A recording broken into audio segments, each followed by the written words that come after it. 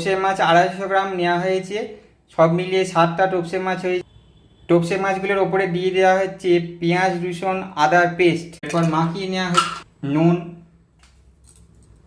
নুন দেওয়ার পর ভালোভাবে মাখিয়ে নেওয়া হচ্ছে মাছের সাথে। বেসন, নুন, ধনেপাতা বাটা আর সোডা দিয়ে টোপসে মাছের ব্যাটারটি তৈরি করা হয়েছে। টোপসে মাছের ফ্রাই ভাজার জন্য সর্ষের তেল দিয়ে দেওয়া হলো কড়াইটি। টোপসে মাছগুলিকে এরপর দিয়ে দেওয়া হচ্ছে ব্যাটারে।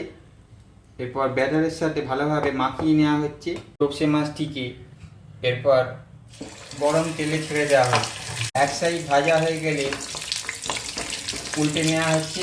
দেখতে পাচ্ছি গোল্ডেন ডিপ ফ্রাইড হয়ে গেছে টোপসে মাছ।